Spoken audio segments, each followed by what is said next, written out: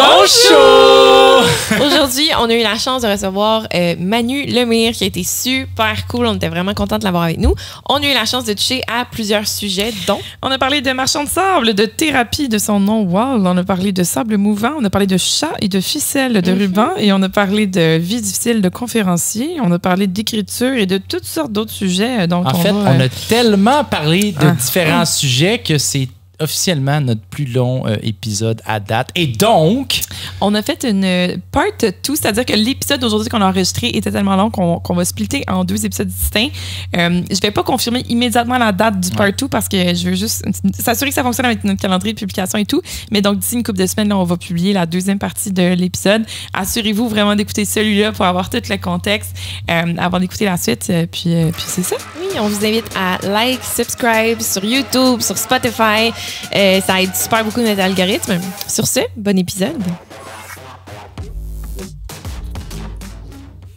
Bonjour! Bienvenue! On est content de se savoir aujourd'hui. Ouais. Dans le fond, toi, tu as un background intéressant, tu es conférencier, tu es auteur, tu fais des belles petites cohortes avec des programmes avec des gens, on va rentrer un petit peu là-dedans, mais j'aime beaucoup le titre que tu donnes parce que j'étais comment t'appelles ça, quelqu'un qui fait ça dans la vie? Business coach en efficience et cohérence. Yes. Cohérence. Peux-tu m'expliquer un peu pourquoi cohérence? Ben, la cohérence, c'est l'alignement, dans le fond, entre, il faut que les babines suivent les bottines et vice-versa. Ouais. Fait que si jamais, par exemple, je sais pas, il y a une incohérence entre quelqu'un qui fait énormément d'argent, mais qui le fait pas d'une manière éthique ou selon ses valeurs, ben, ça se peut qu'il ressente une incohérence en dedans. Puis plus tu as d'incohérence dans ta vie, plus que tu bâtis en retour est soit fragile, soit finalement, tu n'apportes pas le bonheur que tu veux en bout de ligne. C'est pour ça que j'aide les gens pas juste à réussir financièrement puis à se libérer au niveau de leur temps, mais à le faire en étant équilibré, aligné puis heureux finalement. À sentir qu'eux se trouvent cohérents dans leur vie de tous les jours. C'est très intéressant tout ça. T'as-tu pris un certain temps pour mettre des mots sur... C'était quoi ton titre? C'est ce que tu t'offrais? Ça a pris des années, puis c'est un processus continu, je te dirais. Là. Même, on parle de ça cette année, dans 1 an, ça va être encore ça. J'ai pas d'attache émotionnelle nécessairement au titre. Moi, dans le fond, depuis que j'ai 17 ans, ma job, c'est d'aider le plus de gens possible, le mieux possible. Peu importe comment il faut que tu t'appelles pour être en mesure d'atteindre ça. Exactement. Intéressant. J'ai une question pour toi. Elle est vraiment deep. Fait que prends le temps qu'il faut pour réfléchir à ta question. Dit-il en riant. Alors, c'est sérieux. C'est vraiment sérieux. C'est lui qui pose des questions deep d'habitude. Le challenge s'en vient. Yoga grec ou on n'est pas si loin, pour être honnête avec toi. Écoute, c'est la période de l'année où tu réécoutes tous les Harry Potter et puis les Lord of the Rings. Et ayant eu un débat échaudé sur le sujet hier, j'aimerais savoir c'est quoi ton moment le plus triste dans la série Harry Potter, le plus marquant, le plus impressionnant, c'est lequel? Parce que moi, c'est la mort de George. Mais selon Evan qui est là-bas, ici, c'est la mort de Dobby. Et selon Karine ou Antoine, c'est la mort de Dumbledore. Fait qu'il y a vraiment un gros débat là-dessus. Là. J'aurais tendance à y aller peut-être avec quand Harry revoit ses parents. Oh, dans le miroir la première fois? Ah, OK. C'est bon, ça. Tu vois, j'aurais pas pensé à ça. Non, mais en plus, j'aurais pas pensé. C'est de l'émotion, mais qui n'est pas associée à de la perte ou à... Ouais, c'est ça. Ouais, mais pour lui, c'est un énorme moment. Ça veut tout dire. Oh, j'aime ça. Est-ce que tu as versé une petite larme quand tu as vu ça? Je me rappelle pas par cœur, parce que la première fois, ça devait être en 1950, je pense. Une couple d'années, là. Ouais, c'est ça. Fait que je me rappelle pas à quel point j'ai pleuré ou pas. Tu te retapes les Harry Potter parce que c'est l'Halloween ou c'est quoi le... non, mais c'est plus dans le temps des fêtes marathon Harry, Seigneur des Anneaux, mais je te dirais, je suis plus Seigneur des Anneaux qu'Harry Potter. Là. Oh, OK, un camp. J'ai une question importante. Avais-tu ciné cadeau quand t'étais jeune? Non. Ah, t'as jamais écouté Ciné Cadeau? Mais peut-être parce que tout le monde avait Ciné Cadeau, ça passait à Télé-Québec. Ouais, Télé-Québec. Ouais, mais il faut dire que c'est parce que nous, on a grandi pas de câble. Fait que Ciné Cadeau, c'était de shit. Ouais, j'ai grandi pas de câble non plus. Welcome in the team. Pour il n'y a pas beaucoup de jeunes qui disaient ça. J'allais dire cégep, mais non, c'est vrai, au primaire, secondaire. Ouais, il y avait tout le câble, puis pas nous. Mais Ciné Cadeau, c'était Radio-Canada, Télé-Québec. Télé-Québec, puis ils repassaient c'était comme pour les jeunes, là, des films de Noël. Lucky Luke et compagnie. Mais bref, maintenant qu'on a passé les questions les plus toughs dans l'entrevue, le reste va être vraiment fucking facile. Stress pas avec ça. On en profite pour dire Joyeux Halloween parce que l'épisode sort le 31. Karine, ben là, t'as la white là devant, mais t'es allée chercher des petites citrouilles pour l'événement. Ils sont pas encore orange, mais je pense qu'il fallait fitter dans le thème de couleur à Karine. Non, mais c'est parce que techniquement, c'est des courges. Ah, c'est des courges. Ça fait pareil dans le contexte. Ouais, exactement. C'est thématique. Voilà. On peut faire des petits dessins.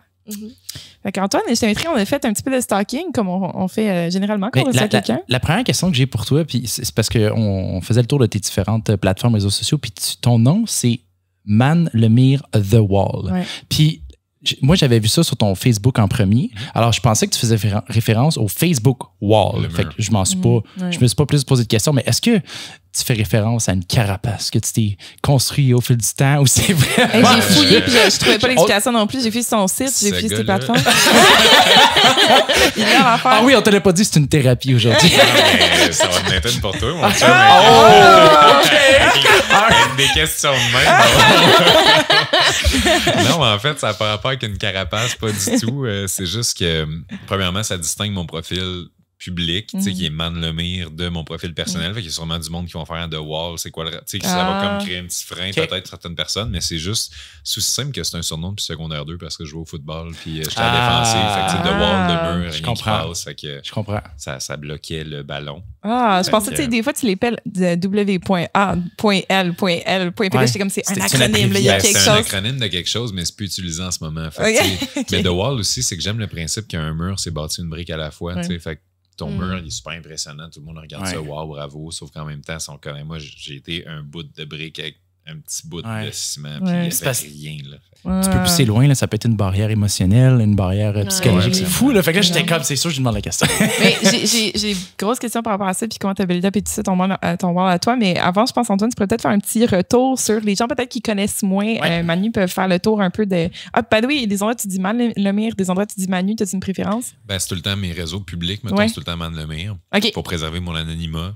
On vient de c'est un subtil subterfuge, là, c'est ça, là, les gens vont comme faire what? C'est qui dans le fond? Aucune idée. Je me demandais si tu avais retiré la lettre pour peut-être aller vers un public anglophone, par exemple. Ben, c'est plus facile aussi. C'est sûr que quand on pense en mode expansion internationale, c'est une syllabe, man, tout le monde est capable de prononcer ça. Puis en anglais, Manu, Manny, Mano. Fait que, je te tiens un peu. All right. Intéressant. Makes sense. Écoute, je propose, si tu le permets, de faire un petit retour sur ton parcours. On a appelé nos recherchistes, qui sont les 3 personnes devant toi.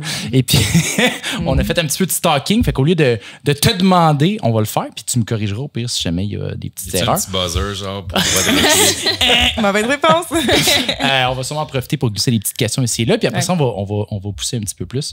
Donc, Manu, tu as grandi à Trois-Rivières. Tu parles, d'ailleurs, juste avant de continuer, j'ai juste mentionné un vidéo, entre autres, que tu as posté sur ta chaîne YouTube où tu parles de ton parcours. Je m'en suis beaucoup servi pour bâtir ce résumé-là. C'est le noir et blanc qui date de 2014. Il était-tu en noir et blanc? Je pensais que tu étais devant en vert. Ah, peut-être. Je me rappelle pas. J'en ai écouté une couple, ça se peut très bien. La plus longue, là, récemment. Oui, je pense que c'est celle-là. Tu vois, donc, j'ai pas vu l'autre. Il y en a plusieurs. Donc, j'invite, si vous voulez en savoir plus, sincèrement, à aller écouter cette vidéo-là. C'est très intéressant. Puis, tabarnouche, tu l'as pas toujours eu facile. Donc, c'est le fun de voir d'où tu viens. Puis, de voir que maintenant, peut-être des gens, tu sais, je pense que c'est. En tout cas, j'ai trouvé ça super intéressant. Donc, grandi à Trois-Rivières, tu parles de ton père quand tu étais plus jeune, qui était violent, et puis que vous avez même dû écarter avec des procédures judiciaires, sans rentrer dans tous les détails, mais ça n'a pas été toujours facile. Tu parles d'intimidation à l'école. Tu avais même parlé de... j'ai un sourire parce que j'y viens, là, mais tu parles de gens qui se faisaient des faux profils sur MSN, comme c'était une fille qui, pour te niaiser, une fille qui venait de courtiser. Puis mon sourire, c'est pas parce que c'est drôle, là, c'est vraiment pas drôle. C'est plus pour le fait que moi aussi, j'étais sur MSN dans le temps. Puis ça faisait longtemps que j'avais pas entendu quelqu'un parler de ça. Tout le monde est sur Snapchat maintenant. Donc, intimidation à l'école, mais tu mentionnes aussi que ta mère s'est intéressée ou s'intéressait au développement personnel. Ça fait longtemps même. Je pense qu'elle te lisait des livres depuis l'âge de comme 4 ans-ish. Ben, elle, dans le fond, elle a voulu, pour réussir à passer à travers, parce que c'est un peu ça le développement personnel, tu veux réussir à processer tes émotions, comprendre qu'est-ce qui se passe dans ta tête finalement, puis être une meilleure version de toi-même. Fait que là, avec les choses difficiles qu'elle a vécues avec mon père, ben, elle s'est intéressée énormément à comment rebâtir son monde intérieur. Fait que à travers ses enseignements de elle à elle-même, elle me retransmettait ça.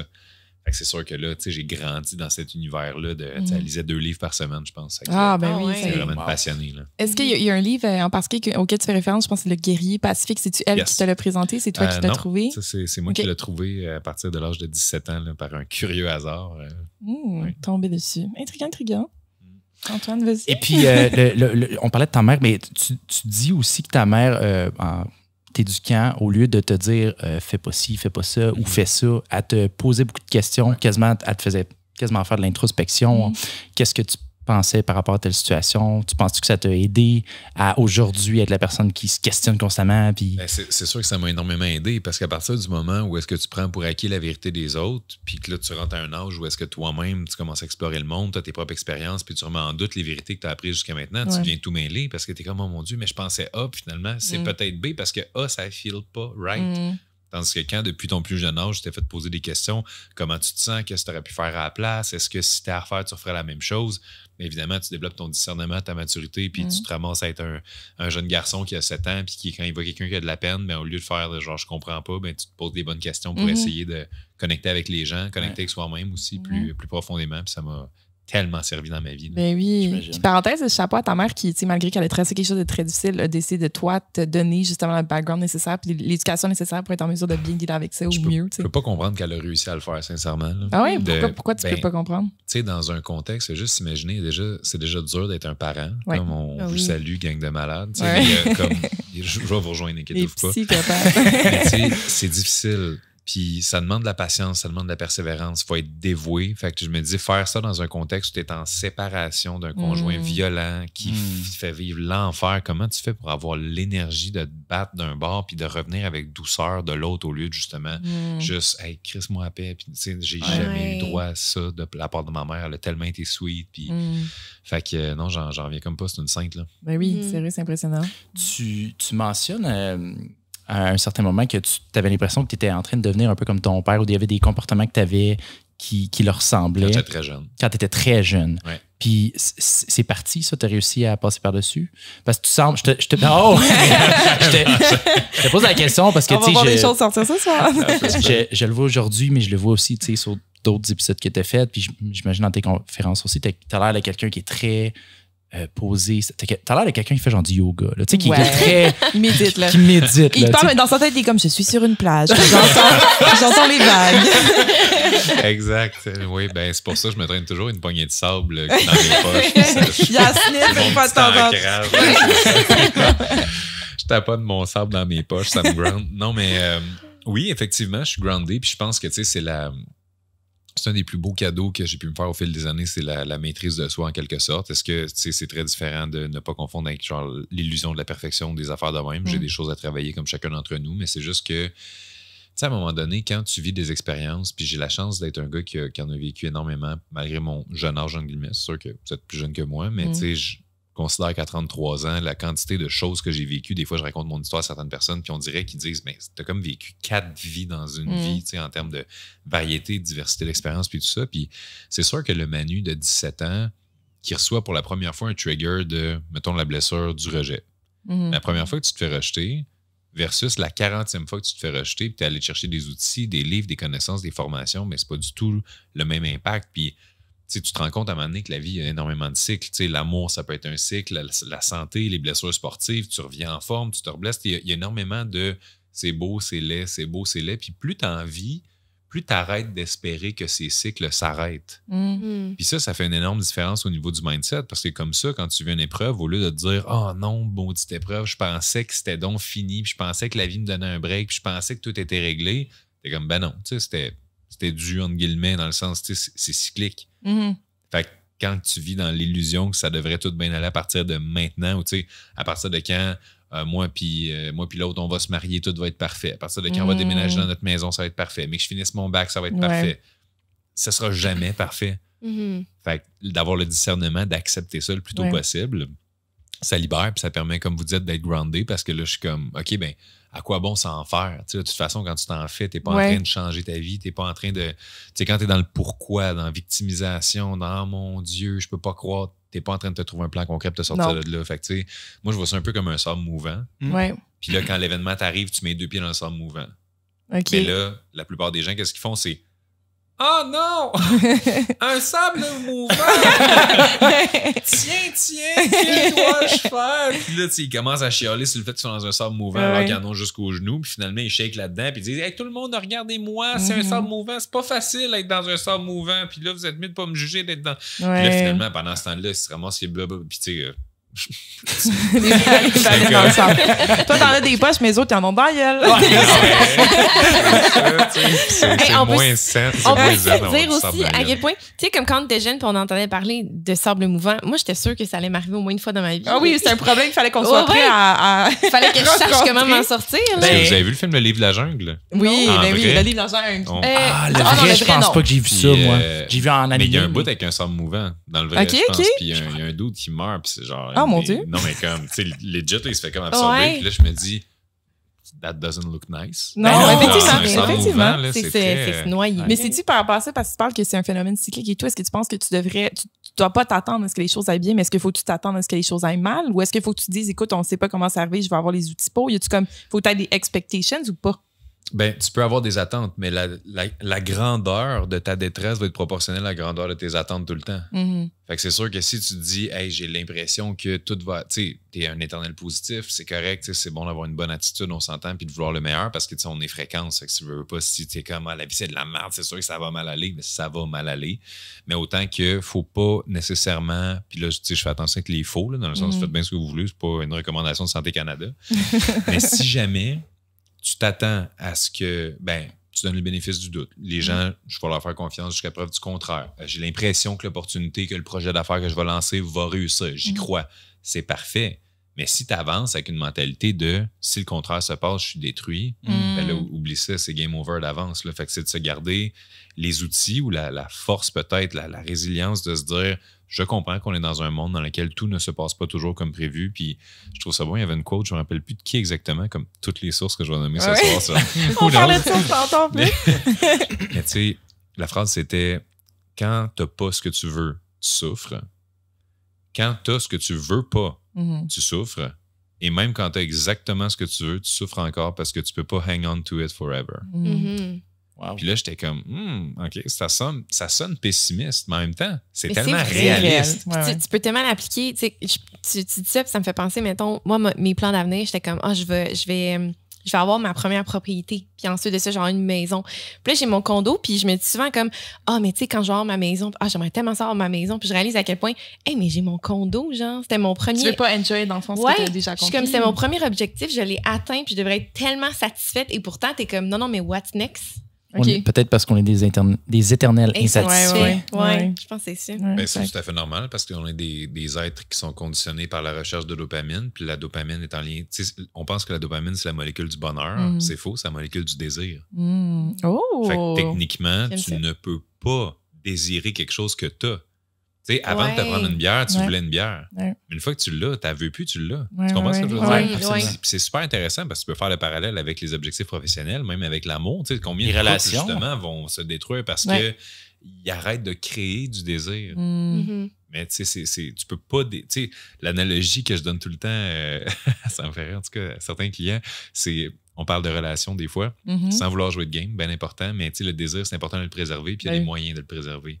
Puis l'analogie que je donne, c'est celle du chat. Tout le monde connaît les chats qui sont des êtres qui se calissent de nous. à un autre niveau. Antoine, c'est bien ça. Oui. Quand tu prends, mettons un chat, il est couché sur le côté, là, tu sais, il est tout étendu un peu dans sa pose de comme t'es mieux d'être intéressant sinon. Ouais. Puis là, tu prends un fil ou une ficelle, peu importe, puis tu commences à faire ça à côté. Lui, il va essayer de le pogner le fil, là, Ouais. puis il va commencer à gosser après, puis tout. Mais qu'est-ce qui se passe si tu droppes le fil à côté du Plus chat? intéressé. Ouais.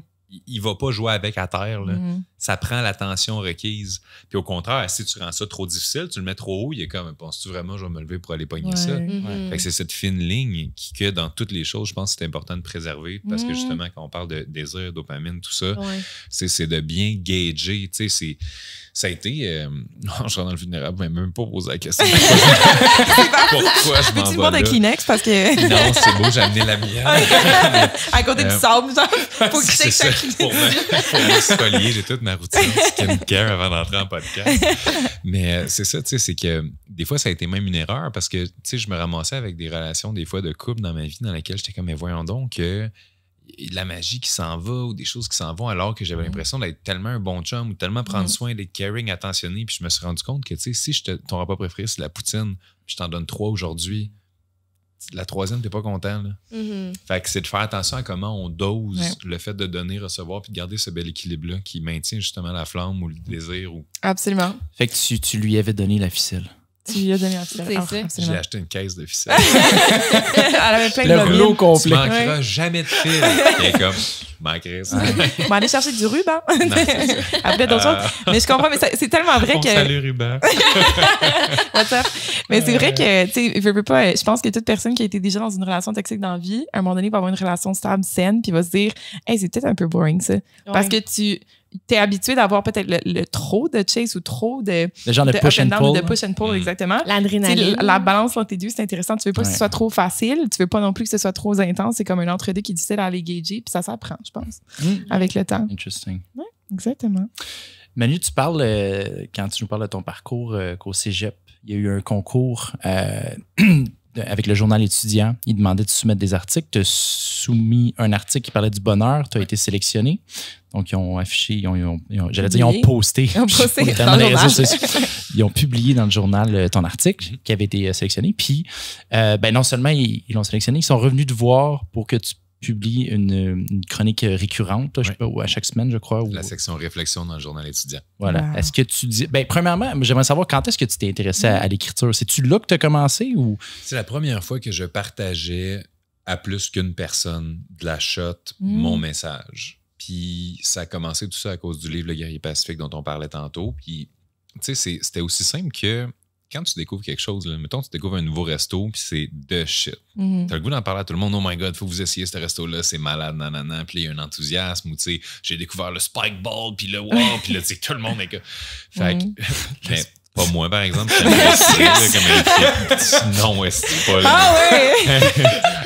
Il est pas mal. Non, ouais. Je suis tellement content d'entendre quelqu'un d'autre dire ça. Non, Yes! man, fuck le Spike Ball. j'adore le Spike Ball. J'adorais Spike Ouais, Ball. les opinions sont dans la nature. Non, moi, je suis dans ta team. Hey, je te le dis, là, c'est parce que tout le monde me parlait, c'est malade. Fait que là, je me fais ma gueule. Tu sais, je vois pas. Moi, le ballon de Spike Ball, c'est ma ficelle, la gang. Ça dépend avec qui tu joues. Puis ça, Ouais, ça OK, fait dans la OK, mais vie. là, je vais Ça racheter dépend comment tu ça. t'entoures. Puis la slackline Ah oui, mais d'impact ok, au parc oui. Jarry pendant la COVID. Ah, Mon ça, Dieu, non. tout le monde faisait ça. Je comprends. Ça non plus, j'étais Excusez. là-dessus. Bref. Fait que oui, avant de parler de Spike Ball, déjà. Ah oui, dans le fond, Quand, c'est. quand tu t'es intéressé à l'écriture, Oui. dans le fond. Ah oui, c'est ça, exactement. C'est parce qu'on parle de Spike Ball. Tu sais, l'algorithme, tous ceux qui cherchent Spike Ball sur Internet vont trouver le podcast. Le Voyons donc. développement personnel. C'est ça. Fait que, ben, tu sais, Spike Ball qui est comme l'inverse du développement personnel. Je vais lâcher Spike Ball. Okay, fait que là, l'écriture, l'affaire, c'est que justement, moi, quand j'ai découvert la croissance personnelle, c'était comme un coup de cœur, mais j'étais tellement emballé de réaliser. Tu sais, comme, mettons, là, t'entends une phrase de quelqu'un, puis tu te dis c'est pas trop sage, on dirait que ça te rentre direct dans l'âme, puis ça te change. Une simple phrase a le pouvoir de changer ta perception de la vie, tu sais. Ouais. Ça nous est tous déjà arrivé, là. Ben oui. Mais là, d'arriver sur un livre qui, phrase après phrase après phrase, fait comme no fucking way. Ouais. On dirait j'en revenais pas que mes paradigmes jusqu'à présent, parce que j'avais 17 ans quand même, j'avais 17 ans d'expérience de vie, mais c'est très jeune, mais c'est assez pour se définir une identité et tout ça. Puis là, on dirait que je me rendais compte, oh mon Dieu, ce que j'ai cru jusqu'à maintenant sur Manu, c'est une perception. C'est pas un fait. C'est un work in progress, puis il faut que j'arrête de penser que je suis la victime de mon passé et que je commence à réaliser que je suis le potentiel de mon futur. Petit extrait à clipper. Donc, moi, j'aide le partage. J'en fais une story. Mais tu sais, à partir du moment où j'ai réalisé ça pour moi, ça a tellement changé mon niveau de bonheur, mon niveau de confiance en moi, mon niveau de juste positivisme par rapport à la vie, ma capacité d'être résilient dans les épreuves aussi, ça a tellement eu d'impact positif que là, je sentais quasiment que c'était non seulement enthousiasmant de partager ça à l'autre personne, mais c'était une responsabilité. Tu sais, si tu découvres le remède du cancer, là, tu ne le gardes pas pour toi, là, tu le cries partout, puis t'es comme « Oh my God, vous réalisez pas! » Fait que c'est exactement ce feeling-là que j'avais. Puis là, j'ai commencé à le partager à mes plus proches amis, tout ça qui était comme « On se encore là, c'est quoi le rapport? » Fait qu'évidemment, on peut pas comme forcer le changement ou quoi que ce soit, fait que c'était correct. Mais là, en écrivant cet article-là, c'était la première fois que je partageais un peu les prises de conscience que j'avais jusqu'à maintenant dans croissance personnelle dans un article de quelques centaines de mots à peine, puis là, de voir justement les retombées que les gens ont eu vraiment beaucoup de bons commentaires là-dessus, ça m'a vraiment encouragé à commencer à partager à plus grande échelle. Wow. Tu penses-tu que, parce que justement, tu as un background très difficile, puis tu parlais de lire le livre, puis là, les phrases qui sont là avec toi, tu comprenais des choses par rapport à tes paradigmes, le fait que tu venais d'un background aussi difficile, j'ai l'impression un peu que ça devait t'aider à trouver des phrases aussi réconfortantes ou qui résonnaient tellement avec toi, au sens où, tu sais, quand tu es dans une période difficile, puis on te dit une phrase sage, puis une phrase un peu qui te porte un peu espoir, que tu vas être capable de voir les choses différemment et tout ça, ça vient te chercher de plus en plus. Est-ce que tu penses que sans ce background-là, tu serais la personne que tu es aujourd'hui ou le conférencier que tu es ou non? Définitivement pas, parce qu'effectivement, la raison pourquoi est-ce que ça résonnait aussi fort avec moi, c'est que j'en avais tellement besoin. C'est ça. Fait que tu sais, quelqu'un qui se fait, on va y aller avec les clichés, mais rien n'arrive pour rien.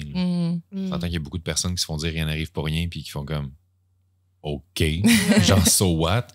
Mais tu sais, quand tu es dans un moment où quelqu'un t'aide à relativiser puis te faire rendre compte que, tu sais, je vous demanderais de penser à une des épreuves les plus terribles que vous avez vécues qui date de plus de 5 ans d'ici. Puis je suis sûr que vous êtes capable de penser à une, mais je suis sûr que vous êtes capable de faire du sens de cette épreuve-là aujourd'hui puis de voir où est-ce qu'elle vous a amené, qu'est-ce qu'elle vous a permis de comprendre, comment elle vous a amené à grandir puis tout ça.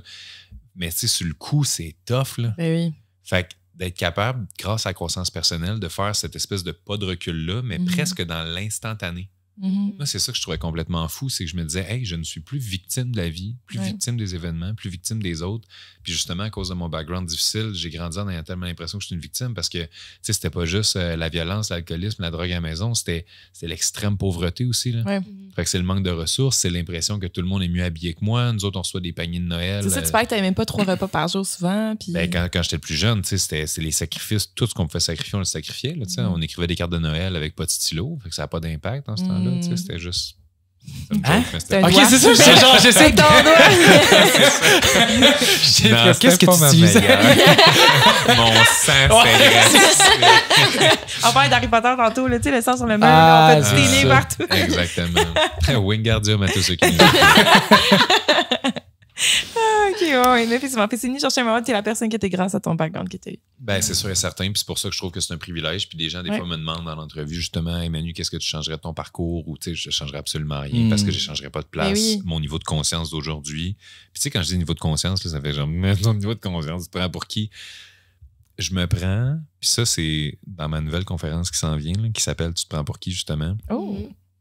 Je me prends pour quelqu'un qui ose enfin assumer le fait que ça fait plus de 15 ans qu'il travaille sur lui en continu, en se posant tout le temps la question comment je peux faire pour devenir le meilleur humain possible.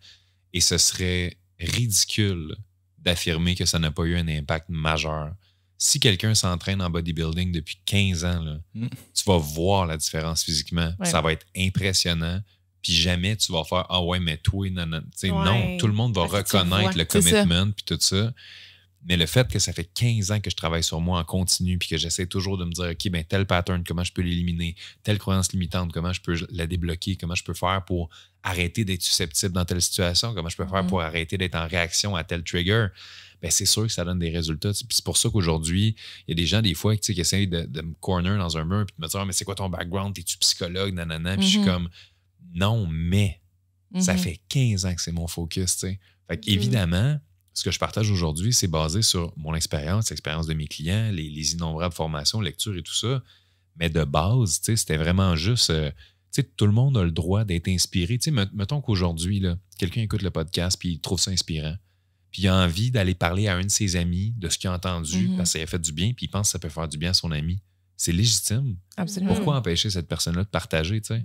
Puis éventuellement, à force d'aller chercher des ressources puis des outils, ben c'est là que tu deviens de plus en plus apte à partager un message. Puis s'il y en a qui veulent le faire à grande échelle, ben ils sont appelés ensuite à le faire. Puis là, ben c'est sûr, on ne rentrera pas dans les stratégies de comment devenir conférencier, auteur, puis etc. Ouais. Ça a été un long work in progress, mais tu sais, c'était toujours dans le but de aider plus de monde, les aider mieux. That's it. Je trouve ça intéressant que tu bringes là parce qu'on en parlait tantôt. Là, justement, on en a parlé aussi avec Charles Côté qu'on a reçu il y a quelques semaines, puis on parlait avec lui de justement son background à lui, puis ses qualifications, en fait, parce qu'on justement, c'est une question, je pense, que les gens se posent quand ils vont voir un conférencier, c'est quoi tes qualifications pour? Puis tu as posté récemment une vidéo dans laquelle tu parles de tous les nouveaux coachs qui pop, puis ceux qui souvent ont peut-être pas l'expérience quand tu commences et tout ça. Toi, aujourd'hui, quand tu regardes, mettons, les premiers articles que tu publiais ou peut-être les premières conférences que tu as données, je sais pas si c'est des trucs enregistrés ou quelque chose, mais ton premier stock, là, quand tu regardes ça aujourd'hui, Là, je sais que tu coachais des gens gratuitement et tout ça au départ, mais est-ce que tu penses que tu offrais déjà de la valeur à ce moment-là, avec les yeux de la personne qui a 15 ans d'expérience? J'aurais tendance à dire que oui, parce que c'est le marché en même temps qui détermine si tu offres de la valeur ou pas. Dans le sens que... À qui tu t'adresses? Puis là, c'est sûr, les algorithmes ont changé puis tout ça, mais comme ma première année de vidéo en ligne, j'ai rejoint au-dessus de 10 millions de personnes dans 45 pays avec des vidéos qui n'avaient pas de montage, pas de sous-titres, pas d'editing, puis j'ai réécouté même pas avant de les publier. Ah ouais. C'était comme j'enregistre, je fais 4 minutes, one take, je mets ça en ligne, puis je me dis side, tant mieux. Ah bah ouais. Fait que tu sais, est-ce que c'est légitime? Je pense pas nécessairement que c'est à moi de le déterminer, mais quand tu lis les commentaires puis tu vois des gens qui font comme j'ai fait écouter cette vidéo-là à mon père, on a eu notre première belle discussion depuis 15 ans, on a commencé à bâtir un lien. Fait que là, je me disais, OK, ben, c'est ça ultimement qui détermine si ça fait du sens. Puis c'est ça l'affaire que j'aimerais que les gens sortent un peu de leurs œillères qui font en sorte que ça prend, oh oui, mais t'es qui pour faire ça? Puis pourquoi tu penses que tu as le droit de. Si je t'offre de quoi manger, ça te nourrit, ça goûte bon, même si je suis pas cuisinier, who cares, tu sais? Puis c'est ça, ultimement, l'intention derrière le fait de faire ce que je fais dans la vie, derrière ce que les coachs font, que ce soit des coachs, des conférenciers, des entrepreneurs, c'est toujours de se poser la question, c'est quoi ton intention réelle? Moi, au début, je n'étais pas je vais être millionnaire, je vais faire ci, je vais faire ça. Moi, je voulais aider des gens parce que, justement, j'étais enthousiaste par un sujet. Fait que, je me suis dit, si ça me fascine, ça m'a aidé, ça va fasciner des gens, puis ça va les aider. Mais quelqu'un qui se dit, bon, je me cherche un job, qu'est-ce que je ferais bien de ma vie? Ah, je pourrais commencer à coacher. Bon, qu'est-ce que je pourrais coacher? C'est comme le processus dans le désordre, tu sais. C'est soit passionné par quelque chose de base. Tu sais, je dis pas nécessairement qu'il faut vivre de sa passion absolument et tout ça, mais comme tu sais, demande-toi vraiment si tu étais bénévole, si tu étais déjà, mettons, milliardaire, OK? Qui t'aurait envie d'aider temps plein parce que tu trouves ça malade d'aider ces gens-là à atteindre un résultat X? Tu capoterais d'aider tout le monde à placer leur espace, c'est super design puis tout ça? Tu capoterais d'aider les gens avec l'architecture de leur maison? Tu sais, c'est de trouver c'est quoi la chose que tu ferais gratuitement. Puis comme ça va devenir facile de devenir un expert. Parce que c'est ça que tu lis dans tes temps libres dans les revues. En tout cas, ça n'existe plus, les revues, mais c'est ça que tu vas regarder dans tes temps libres sur YouTube. C'est ça sur lequel tu te prends des formations. Fait que c'est tellement naturel pour toi d'acquérir de la connaissance, de la compétence, puis au final, avec le temps de l'expérience, qu'après ça, ben, tu es plus apte à aider les gens. Fait que c'est sûr que si aujourd'hui, j'ai lu des centaines et des centaines de livres, j'ai investi peu importe, certains montants assez astronomiques dans ma croissance personnelle et professionnelle, j'ai eu des coachs, des mentors, tout ça. Of course, j'ai plus d'outils maintenant qu'au début dans mon coffre. Fait que c'est sûr que ça peut aider plus de monde. Ça peut aider à régler les plus gros problèmes. Puis là, on ne se parlera pas de concept de business nécessairement aujourd'hui, à moins que vous vouliez aller là. Mais tu sais, c'est sûr que plus la valeur du problème que tu règles est élevée aux yeux de la personne pour qui tu le règles, plus tu vas être payé cher en retour. Absolument. Puis plus tu es apte à le régler souvent rapidement. Tu sais. Puis je fais des parenthèses, vous m'excuserez. C'est bien correct. C'est là qu'on trouve la vraie valeur. Un exemple que j'aime beaucoup, l'exemple du réparateur de bateau. Je ne sais pas si vous avez déjà entendu ça. Je trouve ça tellement bon, cette histoire-là. C'est, maintenant, il y a un gros bateau, là, on va dire, qui transporte des containers. Puis tout. Fait que, c'est énorme. Là. Puis là, il est stallé sur l'océan. Genre, ça ne marche plus pantoute. Il n'y a plus rien qui fonctionne. Fait que là, ils font venir un gars pour le réparer. Puis le gars, 30 ans d'expérience, c'est le meilleur parce qu'ils veulent pas niaiser. Fait que là, il commence par faire le tour de la machinerie, les installations, regarde le moteur, tout ça. Puis finalement, après 1 heure de vérification, il sort un petit outil, il donne un petit coup de marteau à quelque part, puis ça se remet à marcher. Genre, tout fonctionne. Puis là, quand la compagnie de bateau reçoit la facture, c'est écrit genre 30 000. Puis là, c'était comme, mon Dieu, mais t'as juste donné un coup de marteau, mais ça, 30 000. C'est genre marqué... coup de marteau, $1, savoir exactement où fesser, 29 999. Parce que c'est ça l'expérience, dans le fond. Puis je trouve ça tellement bon pour ceux qui se disent, ouais, mais mon Dieu, je suis illégitime.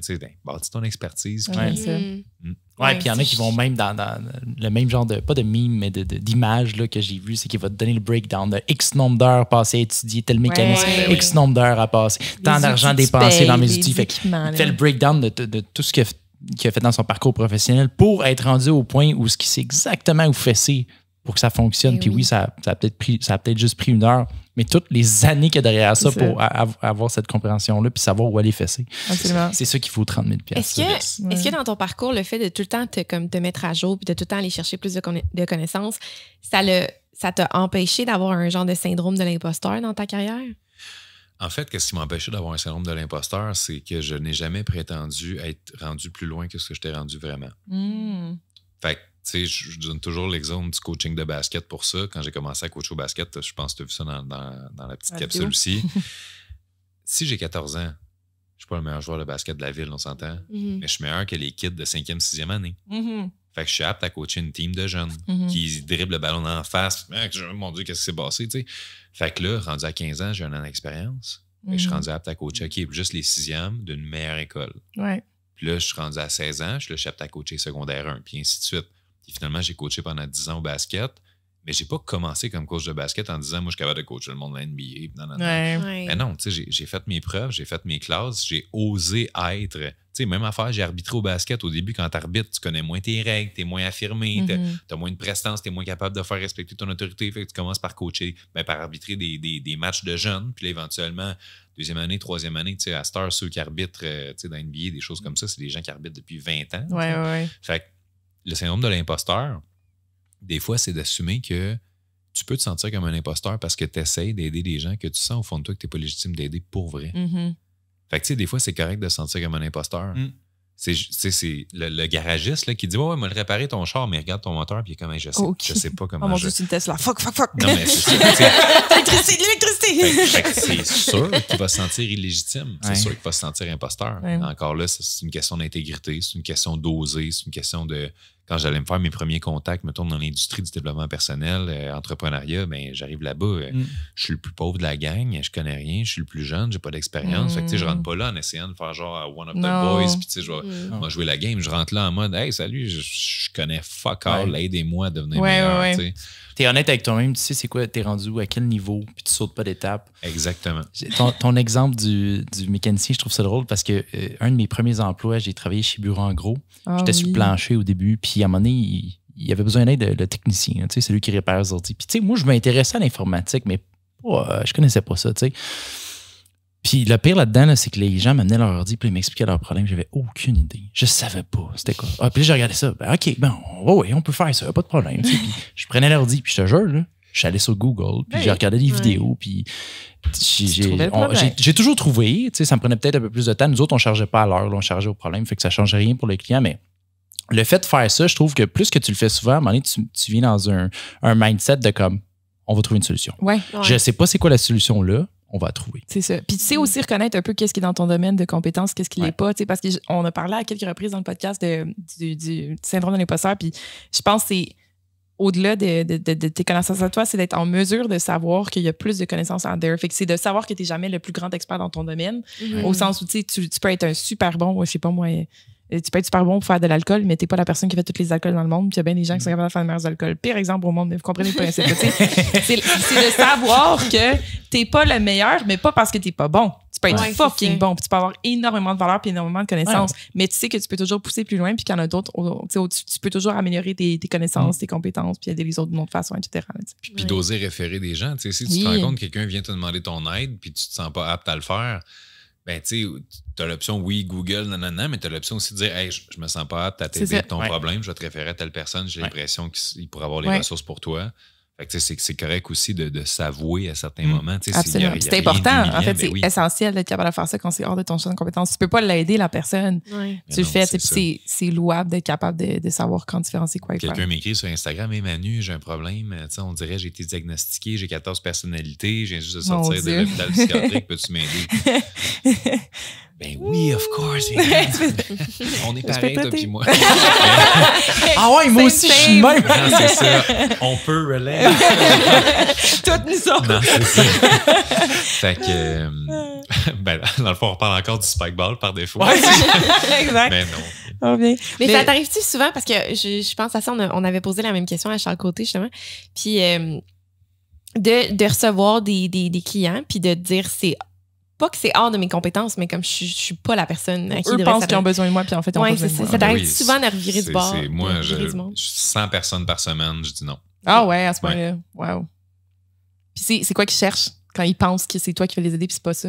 Ben, tu sais, c'est surtout mettons, dès que quelqu'un est en situation de détresse, OK. c'est pas moi. Ah, c'est ouais, que je psychologique, comprends. dans Ouais. le fond. Ben, tu sais, puis encore là, la ligne psychologique, tu sais, Ouais, je veux dire, c'est très- c'est super mince des fois, mais dans le sens que moi, à ce temps, je me spécialise avec une clientèle qui est principalement des entrepreneurs, des athlètes professionnels, des personnalités publiques. Fait que ça va être des gens souvent qui veulent plus atteindre un objectif, ils veulent de la clarté, ils veulent un plan, ils veulent faire du ménage, de l'épuration dans leur vie, dans leur structure. Puis quand on parlait d'efficience puis de cohérence, ben l'efficience, c'est tout simplement d'aider les gens à produire le maximum de résultats avec le minimum de ressources. Fait que c'est vraiment différent de quelqu'un qui me dit, moi, je veux get my shit together, il n'y a rien qui fonctionne, j'ai de la boue dans le toupette, je comprends plus. Versus quelqu'un qui dit, ben moi, je suis en forte croissance, puis j'ai besoin de me stabiliser, j'ai besoin d'un accompagnement. C'est des enjeux qui sont juste complètement différents. Puis à cette heure, je fais plus justement, tu sais, quelqu'un qui me dit, hey, je suis en train de me séparer avec mon mari, puis j'aurais besoin de parler à quelqu'un. Tu sais, c'est pas du tout ça que je vais faire en ce moment. Puis il y a beaucoup de personnes, parce que justement, dans les podcasts que je fais, puis là, j'essaie d'en faire de plus en plus des podcasts business pour montrer que c'est ça mon champ d'expertise. Parce que, tu sais, quand je vais parler de développement personnel, bien évidemment, ça va souvent être plus interpellant, je peux dire, pour des gens qui sont dans des situations où, justement, un peu comme moi, j'étais à 17 ans, tu sais, c'est tough, je suis une victime de la vie, les choses sont difficiles. Fait que c'est sûr que ces gens-là, des fois, veulent un coup de main, fait qu'ils vont m'écrire, mais... C'est ça, ils voient ton background passer puis ils se disent que c'est peut-être ces gens-là que t'aides, mais en fait, toi, t'es rendu un petit peu ailleurs. Oui, c'est ça. OK, intéressant. Puis est-ce que, tu sais, quand t'es arrivé tantôt, là, on a parlé rapidement là, avant que le podcast commence, mais du fait que toi, aujourd'hui, t'as décidé de te canceller des plans existants, dans le fond, pour venir faire un podcast parce que t'allais chercher plus de knowledge. Hier? OK. T'étais supposé aller chercher plus de knowledge dans une formation ou autre, puis finalement, tu voulais pas. T'as parlé aussi que tu voyais récemment, t'as des coachs à toi là, qui te suivent chaque semaine. Ben oui. Puis t'as réalisé aussi avec eux qu'il était temps d'aller vers une période où t'allais plutôt que d'ajouter des choses dans ta vie, t'allais commencer à épurer. Est-ce que c'est parce que tu te sentais brûlé? Est-ce que t'es allé trop loin? T'avais-tu trop de choses? Ben, c'est parce qu'il y a quelque chose que je me suis rendu compte, c'est que quand tu commences, tu cherches les opportunités, puis tu en as besoin, puis il faut que tu survives. Puis après ça, tu arrives à un moment où tu es confortable, puis là, tu as de la drive, tu as de l'ambition, tu veux aller plus loin. Puis à un moment donné, tu arrives à ce fameux plus loin-là, puis là, tu as juste trop d'opportunités, tu as trop de personnes dans ton environnement, tu as trop de contacts, tu as trop de genres de stimulation, puis là, il faut juste que tu fasses des choix, puis c'est dur parce que il y a des opportunités que je refuse aujourd'hui, que v'là 10 ans, ça aurait été la plus belle opportunité de ma vie, puis je me serais dit, c'est un rêve. Ouais. Mais là, c'est relativiser puis de comprendre que what gets you here won't get you there, puis qu'à un moment donné, il faut faire des choix différents si on veut atteindre un niveau différent. Puis tu sais, quand je dis atteindre un niveau différent, c'est pas nécessairement une croissance. Un niveau différent, ça peut être juste être plus en paix. Puis à cette heure, je value énormément le fait de dire non, le fait de mettre des limites, puis de... Tu sais, les gens réalisent souvent pas à quel point passer de 7 sur 10 dans un domaine à 8 sur 10, ça peut se faire, puis c'est correct, tout le monde est capable. Passer de 9.5 à 9.6, c'est un univers de différence, de sacrifice, de persévérance, de contact. Et souvent, on veut atteindre un niveau supérieur dans un domaine clé parce qu'on se dit qu'on va être plus heureux. Puis ça, c'est super important. Tu sais, pourquoi on va être plus en forme? Pourquoi on veut être plus riche? Pourquoi on va être plus si? C'est parce qu'on a l'impression qu'on va être bien. On recherche le feeling. Parce que si on se dit... Personne ne ferait quelque chose si tu sais que quand tu vas l'atteindre, tu ne seras pas plus heureux, right? Absolument. Fait que techniquement, si on veut ça, ça veut dire qu'on va, OK, on s'embarque dans un processus puis tout, mais quand tu réalises que, justement, passer de 9.5 à 9.6, ça nécessite ça de sacrifice pour peut-être ça de plus de bonheur, mais qu'en plus, il est éphémère parce qu'on le sait que dès que tu désires, dès que tu as quelque chose... Combien de fois on a eu un nouveau char, puis là, finalement, après 2 mois, les frites du McDo tombent entre les bancs, puis comme, bon, ben, sont mortels. J'ai eu un nouveau char. Excellent exemple, Manu, j'ai envie d'être beaucoup. Un nouveau vélo, tu sais. Un Bixi! Un nouveau vêtement. Tu sais, il y a le feeling, justement. Oui, je comprends le principe. I fucking quit. Julien Arun, il a arrêté sa podcast, il va arrêter ses conférences. C'est ça. C'est ça.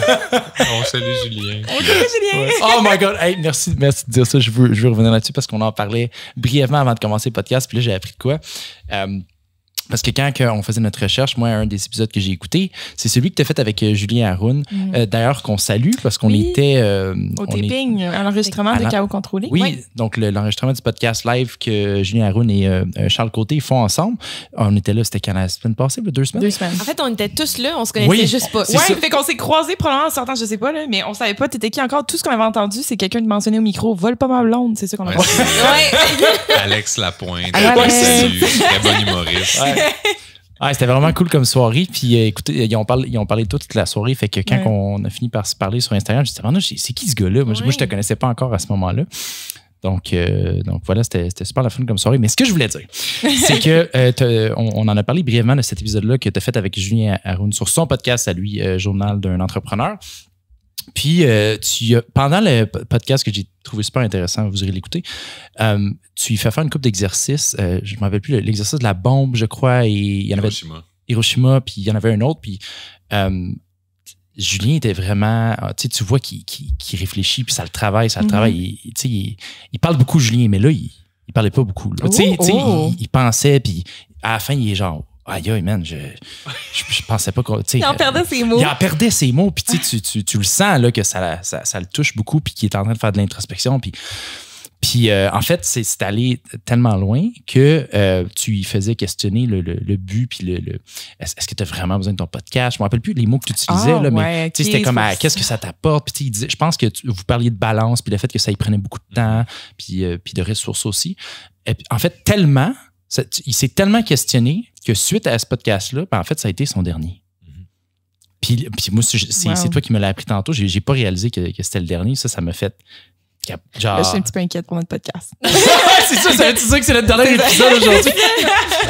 En fait, parlant du loup. Dans le fond, lui, ce qu'il fait, c'est qu'il se fait inviter sur les podcasts, puis là, il va tous les fermer un après l'autre. C'est pas que juste son podcast remain. C'est smart. Le Québec. Les affiliés qui disent on avait un podcast, c'est rendu. C'est fort. Mais tu sais, l'affaire, c'est que il y a deux affaires, je veux dire, par rapport à ça. Puis tu sais, c'est correct de se réaligner. C'est correct d'accepter que telle chose. Puis quand je disais what gets you here won't get you there, c'est de comprendre que toutes les routes mènent à Rome, mais il y a des routes, des fois, c'est dans un baril avec des clous, puis ça n'a pas rapport. Puis des fois, c'est une belle petite route à pied en sandales, puis des fois, c'est un jet privé. Tu sais. Mais c'est vrai que tu vas te rendre à Rome. C'est juste que good luck pour certaines des routes. Puis d'où le terme de l'efficience, qui est très différent de l'efficacité dont je reparle tout le temps. C'est que si tu te rends à destination, c'est efficace. Ça a fonctionné. Mais si c'est efficient, c'est de dépenser le minimum de ressources pour avoir le maximum de résultats. Puis c'est ça vraiment la nuance. Fait que, tu sais, quand il y a des gens, mettons, qui vont s'embarquer dans des projets, connaissez-vous des gens comme ça? Aucune idée. Je sais pas. Aucune référence. Là, le monde se ramasse avec tellement d'affaires dans leur vie, puis là, ils sont surchargés, ils sont débordés de partout, ils mettent de l'énergie, du temps, des efforts, de l'argent, puis au final, tu leur demandes pourquoi tu faisais ça? Ah, ben je faisais ça parce que je voulais tel résultat. Okay, pourquoi tu voulais tel résultat? Ah, parce que j'ai l'impression que c'est le fun, ça va me permettre de... Non. OK, mais pourquoi tu fais? Puis là, tu creuses comme ça, puis tu réalises que la personne, tout ce qu'elle veut, mettons, c'est être heureuse. Puis t'es genre, OK, mais y avait-tu un moyen qui coûte moins d'argent, qui nécessite moins de temps, moins d'efforts, moins de ci pour être heureux? Ah, OK, mais peut-être ce serait plus sage d'aller vers cette option-là à la place. Fait que il y a des gens... Puis justement, quand j'en parlais, plus t'as d'opportunités, plus c'est dur de les refuser parce que, tu sais, mes opportunités d'aujourd'hui sont là par rapport à avant ce qui était mes rêves, mais il faut que j'y refuse pareil ces opportunités-là parce que la fear of missing out, qui est le fameux FOMO que tout le monde connaît. C'est, oh, mais si je refuse, qu'est-ce qui se passe? Ce qu'on ne réalise pas par rapport au FOMO, c'est que ce à quoi tu dis oui te fait manquer l'opportunité que tu aurais pu avoir si tu avais laissé l'espace requis pour la laisser arriver dans ta vie. Absolument. Fait que des fois, en voulant pas perdre l'opportunité, tu perds la vraie opportunité. C'est comme être en couple avec la mauvaise personne puis ne pas dater pendant ce temps-là quand tu pourrais rencontrer l'homme de ta vie. Exactement. Donc, dater pendant que vous êtes en couple. Voilà! C'est Ce n'est pas un vrai conseil. J'aime ça que tu parles de ça, en fait, parce que c'est vraiment exactement ce qui nous est arrivé avec Sarah. Puis on a parlé un petit peu dans le podcast, mais peut-être pas dans ces termes-là. Mais dans le fond, c'est qu'on a eu une discussion avec Sarah qui, à un moment donné, s'est rendu compte, elle a eu un éveil. À un moment donné, elle s'est dit, écoute, moi, dans la vie, le podcast, c'est un projet cool, c'est le fun. Ça me prend du temps, ça me prend des ressources. Puis elle dit, en fait, mes objectifs dans la vie ne concordent pas avec ce que le podcast va m'amener. Tu sais, là, elle s'est dit, moi, ça ne m'intéresse pas d'être sur les médias sociaux. Moi, ce que je veux est de la cohérence. Exactement. Ouais.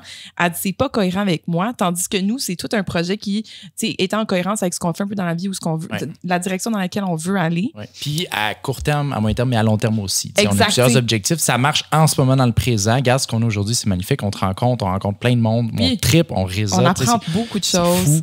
Puis on a des objectifs à long terme aussi qu'on veut évidemment monétiser. Puis on a des produits. En tout cas, on a plein de choses. Puis on a aussi chacun nos carrières individuelles qui linkent avec ça. Respectives. Puis props à Sarah, en fait, qui justement a été capable de rapidement quand même, parce qu'on a fait quoi, une vingtaine d'épisodes avant que Sarah fasse c'est quoi la gang, j'ai vraiment comme réfléchi. Puis en fait, je vous le dis tout de suite avant qu'on aille trop loin, moi, personnellement, ça s'aligne pas. Fait qu'elle revient comme invitée, puis c'est pour ça que vous la voyez une fois de temps en temps, justement, qui revient faire des épisodes et tout ça.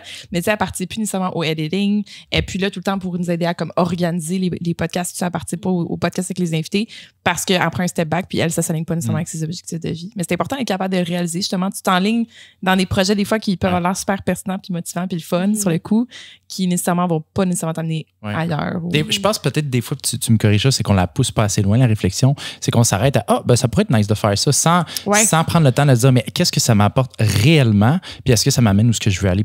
Mais pour vrai, là, tu sais, concrètement. C'est ça. Puis quand tu dis ça pourrait être nice, mettons que oui, finalement, c'est nice. OK, parfait, mais comme, c'est-tu vraiment ça que tu as besoin en ce moment? Une vie nice, c'est-tu vraiment ça que tu as... Tu sais, comme justement, je ne donnerai pas d'exemple concret, là, mais parce que je vais respecter la confidentialité de la personne en question, mais tu sais, c'est une personne qui organise un événement comme à grand déploiement, puis tu sais, il faut vendre des billets, il faut ci, il faut ça, puis c'est intense, puis tout. Puis là, je demandais, tu sais, pourquoi tu fais ça? Puis là, personne m'a dit, ben parce que, tu sais, c'est malade, mettons, je fais ça avec des chums, puis tu sais, c'est vraiment des bons amis, fait que, tu sais, on trippe à faire ça ensemble, puis tout ça, puis c'est le fun de, tu sais, se côtoyer, puis tout. Je dis, OK, parfait, c'est quoi l'autre raison? C'est pas financier, certain, parce que, tu sais, j'ai fait les calculs, puis d'après moi, tu fais plus d'argent autrement, puis tout ça, OK, parfait. Là, c'est comme, non, c'est pas pour l'argent, ben c'est pour aussi, tu sais, me pratiquer, j'aime ça être sur scène, puis non. Puis là, j'étais comme, OK, fait que, tu sais, tout le bordel que tu te tapes à l'organisation de cet événement-là, dans le fond, là, c'est pour quelque chose que tu pourrais littéralement te faire inviter comme conférencier quelque part, tu n'as rien à gérer, puis la partie de tes chums, va donc prendre une bière avec tes amis, tu sais. Fait que là, OK, les deux besoins peuvent être comblés de manière complètement différente, plus facile, plus ci, plus ça, puis c'est surtout ça, tu sais, je pense que je suis dans une phase de ma vie, puis c'est ce que j'aide beaucoup mes clients à faire, c'est de trouver où l'épuration efficace, pas l'ajout efficace, tu sais, comment tu peux faire pour amener moins de temps, moins d'efforts, moins de sacrifices, moins de promesses à gauche, à droite, puis réussir à reprendre le contrôle de ta vie. Puis en même temps, ça te force à être plus efficient, justement, parce que si tu es dans 1000 projets, tu es étourdi, puis tout ça, c'est facile de rentrer dans le feeling de « Ah, mais moi, c'est, tu sais, je fais ce que je peux, j'ai pas de temps. » C'est tout ce que, tu sais, puis on se sent un peu powerless, puis je suis sûr que vous l'avez eu, ce feeling-là, par moment, de, tu sais, ah ouais, mais j'aimerais ça t'aider, mais hey, tu as vu mon horaire, puis là, quand tu le dis, tu te crois, parce que c'est vrai, effectivement, mais quand tu as de l'espace dans ta vie, là, tu peux t'y poser ces questions-là, puis des fois, je dis à mes clients, mettons, qui travaillent 60 heures par semaine, puis tout, je leur dis, si toi, à partir de demain, là, tu travailles 1 heure le lundi, le mardi, le mercredi, jusqu'au vendredi, fait que tu travailles 5 heures par semaine. Qu'est-ce que tu fais dans ces 5 heures-là pour pas que ta business elle ferme? On s'entend-tu que c'est ce qui est le plus important? Ben oui. Puis souvent, le monde, la réponse à cette question-là, c'est même pas ce qu'ils font dans leur business. Ouais. C'est ce qu'ils font pas. C'est ça. Parce qu'ils s'attardent à d'autres choses. Exactement. Tu finis pogné par les petits détails. Ouais. C'est ça. Oui, quand j'ai fait mon burn-out, justement, c'était ça. J'étais là, il m'en demande trop, j'en ai trop sur les épaules, je suis pas capable de tout faire. Puis c'était beaucoup de la victimisation aussi. Puis à un moment donné, c'est comme, OK, Val, dis non, mets tes priorités. Qu'est-ce qu'il faut que tu fasses dans ta job pour être capable de faire ta job puis être efficiente? Puis ça prend, mais il faut que quelqu'un. Moi, la première fois qu'on m'a dit ça, hey, c'est ta faute, j'ai fait bitch. Oui, c'est ma faute, je fais un burn-out. C'est eux qui me mettent plein de tâches dans ma compte. Mais c'est pas vrai, là. Oui, on me demande des affaires, mais c'est à moi de déterminer ma chose à faire moi. Puis c'est à moi c'est vrai, mais je trouve que c'est un très gros apprentissage à faire parce que c'est une chose de juste, non, puis je vais couper là-dedans, mais c'est une autre chose quand ça a un impact sur ton employeur. Oui, sur tes amis. Tu sais, quand tu dis non, ben tes amis sont déçus. Quand tu dis non. Fait que, pas que c'est pas bien de le faire, mais que c'est un apprentissage d'apprendre à je me priorise. Oui, décevoir, apprendre à décevoir. Oui, je me priorise, puis oui, ça va décevoir, mais comme ça vaut la peine dans ce cas-là. Il y a aussi le fait que quand tu es la personne qui dit toujours oui, on s'attend de toi à ce que tu sois la personne qui dit toujours oui. Ça marche dans les événements sociaux, fait que les fêtes et tout ça, parce que là, tu vas dire non, mais de quoi tu vas pas venir? Le monde ne comprenne pas parce que tu dis jamais non. C'est ça. Mais quand on n'est pas là, c'est pas normal. Au travail aussi, professionnel. Si t'es la personne qui te fait donner plein de jobs, tu fais oui à tout le monde, puis tu travailles jusqu'à minuit le soir pour t'assurer que les autres soient contents, ils vont continuer à t'avoir. Parce que tu dis tout le temps oui. T'es la personne fiable. T'es la personne fiable. Puis la première fois que tu vas dire non, ils vont capoter. De quoi? Non, tu dis tout le temps oui, puis tu arrives à le faire. Fait que je pense que c'est la transition qui est tough. La perception des gens. C'est la perception des autres. Parce que toi, dans ta tête, tu dis, you know what? À partir de maintenant, je dis non. Ouais, du moins, je choisis. Je fais attention. Toi, dans ta tête, c'est fait, mais les autres ne sont pas rendus là encore. Non, mais en plus, pour vrai, parlant de ça, justement, c'est l'étape que peut-être j'ai pas abordée dans le podcast, mais quand j'ai commencé à faire ça, ça a mal été, là. À mettre mon pied par terre puis à dire non, les perceptions négatives que j'ai reçues au travail, puis c'était souvent ben voyons, tu t'es tourné contre nous, puis qu'est-ce qui se passe? C'était tout le temps la fille dépendante. On pouvait tout le temps compter sur toi, t'étais tellement là, puis là, on peut plus compter sur toi, puis c'était la déception qui venait des autres et tout ça. Puis au départ, c'était comme, oh mon Dieu, mais je me sens donc mal, puis là, je veux continuer avec mon pied à terre, puis c'est comme une espèce de... Puis là, tu sais, à un moment donné, t'apprends, c'est que si tu rentres tout de suite dans un environnement, bon, que ce soit une job, que ce soit une entreprise, peu importe ce que tu fais dans la vie, tu sais, si tu rentres déjà en mettant ton pied par terre dès le départ, tu n'auras pas à vivre nécessairement ce gros... cette espèce de changer les perceptions des gens puis passer à travers ce que ça cause comme parce que tu set the stage là. Tu set the stage, puis tu l'apprends avec le temps, puis moi ça me réarrivera plus, je crois, en tout cas je suis pas à l'abri de rien, mais une situation comme ça m'arrivera plus parce que je vais être capable de rentrer puis de mettre mon pied à table, de déterminer exactement ce que je prends puis ce que je laisse dès le départ. Puis ce qu'il faut pas oublier, c'est que c'est encore la cohérence comme on dit, puis la cohérence va faire qu'il va y avoir un ajustement dans l'environnement qui va se passer parce que les gens qui te respectent pour qui tu es vont rester, les gens qui te respectent pas parce que les autres c'était pour t'utiliser ou abuser de toi, ils vont partir.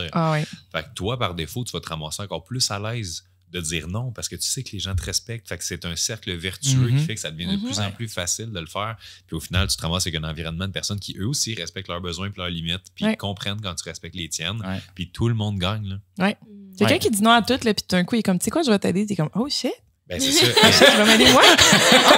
C'est vrai. Genre récemment, là, justement, là, j'ai aidé une ben pas j'ai aidé, mais j'ai proposé d'aider une femme qui est abonnée à ma page, puis genre juste, puis encore là, c'est une bulle de peut-être moi qui dit, tu sais, des fois trop oui, mais comme à chercher quelqu'un pour déménager.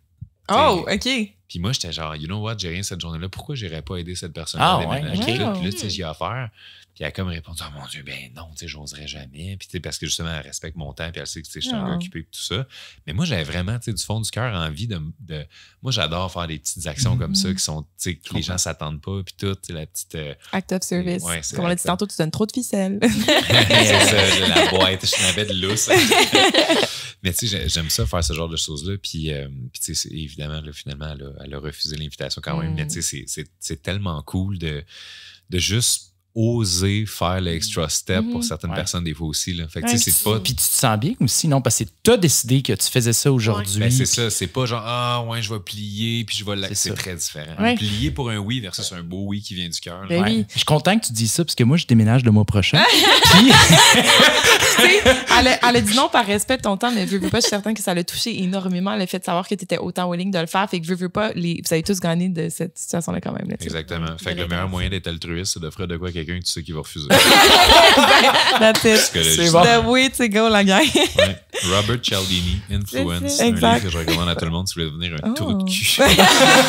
Comment manipuler le monde. C'est une blague. Puis est-ce que tu t'entends parler d'épuration, est-ce que tu penses que toi, t'es arrivé à épurer ton étudier? Ah mon Dieu, ben oui dans un sens, mais non dans un autre sens. Parce que ma vie, je la considère parfaite, pas parce qu'elle est parfaite, je la considère parfaite parce qu'elle est alignée. Fait que ma vie me ressemble. La cohérence, c'est ça. Mais c'est toujours ça, c'est le mot-clé, tu sais. Fait que la manière que je m'entraîne, j'aime ça. L'heure à laquelle je m'entraîne, j'aime ça. La fréquence avec laquelle je vais monter le Mont-Saint-Hilaire ici à côté, j'aime ça. Je m'impose un rythme de monter en montagne chaque mercredi, mais là, si ça ne me tente pas, j'y vais, ben, je l'ai dit que je le ferais. Non. Fait que ma vie est vraiment alignée. Puis, peux-tu me rappeler la question? J'ai comme eu un moment. L'épuration, t'es-tu rendu épuré, tu penses? Oui, c'est ça. Par rapport à l'épuration. Fait que oui, ce qui est dans mon horaire est vraiment là de manière très, très, très intentionnelle. OK. Fait que tu sais, c'est. Puis mon horaire, justement, pour en parler, on salue Mélanie, mon adjointe, qui va peut-être écouter ça, mais tu sais, elle dirait... Avec ton code couleur puis tout. Ah ouais, ben c'est ça. J'ai un code couleur pour qu'est-ce qui est agréable, c'est en mauve. Qu'est-ce qui est un rendez-vous de déplacement en personne, c'est en rouge. Des rendez-vous virtuels, c'est en bleu. Si jamais j'ai quelque chose en lien avec soit un coaching ou une conférence, c'est en jaune. Fait que j'ai vraiment des codes de couleur. Puis mon gym, c'est en vert, tout ça. Fait que j'ai comme vraiment, rapidement, je vois un topo de ma semaine. Mais tu sais, tout est placé là avec tellement une belle intention que... Il n'y a rien dans mon horaire en ce moment que je me dis « Ah, j'ai pas hâte à tel spot parce que c'est une promesse que j'ai faite que j'aurais pas dû faire ou c'est un engagement que j'ai pris. » que j'apprends à le faire de plus en plus, mais c'est fou la différence avec avant, justement, d'accepter. Moi, les zones les plus dures, c'était vraiment quand je sais que quelqu'un y tient ou ça va vraiment y faire plaisir ou tu sais, il aimerait ça que je sois là, puis tu veux pas te choquer, mettons, la fête de quelqu'un, parce qu'à un moment donné, ce qu'il faut pas oublier, c'est que ben, surtout dans des métiers qui sont publics où est-ce qu'on est appelé à développer notre réseau de manière personnelle et professionnelle, il va y avoir beaucoup de monde éventuellement à gérer. Puis c'est d'accepter que ce n'est pas tout le monde qui sont tes meilleurs amis. C'est pas tout le monde. Tu sais, la différence entre un contact et un ami, c'est important. La différence entre une relation d'affaires et un ami, c'est important. Le temps que tu vas donner à ta famille ou le temps que tu vas donner à... Fait qu'il faut littéralement quasiment que tu te fasses une petite pyramide en partant des gens les plus importants pour toi au top, puis que malheureusement, tu regardes logiquement ton horaire, là, puis tu te dises... OK, bien, les gens qui sont au 5e étage de la pyramide, c'est plate, mais j'en ai 20 autres à passer avant ça. Ouais. Fait que c'est pas que tu les aimes pas, ces gens-là, tu les adores, sont extraordinaires, mais tu as des priorités. Puis c'est souvent ça la chose, la phrase que je vais dire pour refuser les invitations, puis tout, c'est que je vais dire, avec mon gym, ma business, mes clients, malheureusement, si je veux respecter mes priorités, je vais être obligé de dire non. Mm-hmm. Ça t'est-tu arrivé souvent de justement avoir la réalisation comme, hey, on n'est pas amis, on est des contacts? D'avoir une interaction avec quelqu'un que tu considères comme un ami, puis de réaliser finalement de que pas être aligné sur la même comme Ouais. lui et toi. d'avoir une réalisation de OK, peut-être que dans le fond, s'il y a comme un. Tu l'envoies dans la boîte de réception de General. Ouais, ah, ça, c'était ça. C'est ça. Ben oui. Vous êtes dans le principal. Ah oui, j'avais une question par rapport à ça, mais continue. mais oui, tu sais, ça arrive constamment, mais je pense que c'est une épuration qui se fait naturellement. Puis on salue la Ouais. Cheers! C'est des grosses questions. Hein, fait qu'il y en a une deuxième. Je pense que ça se fait naturellement. Puis c'est d'accepter aussi que. Puis ça, c'est valide autant au point de vue personnel que professionnel. Tu ne peux pas te rendre au point où tu es appelé à te rendre en amenant tout le monde avec toi. C'est impossible. Fait que littéralement, tu sais, si tu regardes, mettons, est-ce que j'ai encore un seul de mes clients que j'avais en 2015 qui est mon client aujourd'hui? Non. Parce que ça a changé le range de prix, ça a changé de clientèle cible, ça a changé de ci, ça a changé de ça. Puis si j'essayais de me dire, ah ouais, mais tu sais, telle personne, il faudrait que je tweak un peu mes affaires pour que ça fitte encore. Des fois, c'est d'accepter que ça fitte plus. Puis tu sais, que si jamais, mettons, j'ai un chum de gars qu'à chaque fois qu'on se voit, je le sais qu'on va l'échapper, je le sais que je vais me coucher tard, je le sais que je vais être hangover. Ma manière, c'est de mettre mes limites avec puis de dire, tu sais, hey, si jamais c'est ça le genre de soirée que tu veux, je suis désolé, mais I'm out. Je peux plus. Ouais. Je veux plus. T'es rendu ailleurs. Puis c'est ça, puis c'est pas je suis rendu mieux, je suis rendu. Non, c'est ailleurs, comme tu dis. C'est justement, tant que c'est en cohérence, c'est en alignement. Virer une grosse brosse aux 3 ans, fine, OK. Une du genre, je bois plus jamais. Ça va arriver au meilleur d'entre nous, puis c'est correct, il n'y a pas de jugement. Là, mais c'est toujours en restant le plus possible dans cohérence, puis de respecter nos valeurs, respecter nos choix, respecter nos limites. Mais pour ça, il faut apprendre à se connaître. Mais c'est ça la partie difficile. Parce que quand on est tout le temps en train de faire, on est dans le day-to-day, on est dans la pression, on est dans la performance, c'est pas là qu'on apprend à se connaître, on apprend à exécuter. On apprend à se connaître quand on est tout seul, dans le noir. Quand on se regarde dans un miroir. Dans un club aux toilettes avec le. Marinon. Ouais. Salut la gang! Donc, merci beaucoup d'avoir assisté à la part 1 de l'entrevue avec Manu Lemire. Comme vous avez vu, donc on voulait pas que ça coupe trop sec. Là, on fait un tout petit outro pour vous dire, inquiétez-vous pas, la suite sort dans une couple de semaines. Gardez l'œil ouvert, allez voir sur nos médias sociaux, allez liker, allez subscribe. Merci d'avoir écouté la première partie avec Manu. Commentez vos questions ou quoi que ce soit pour qu'on puisse en jaser avec lui sur les médias sociaux. Puis à très bientôt! Ciao, guys!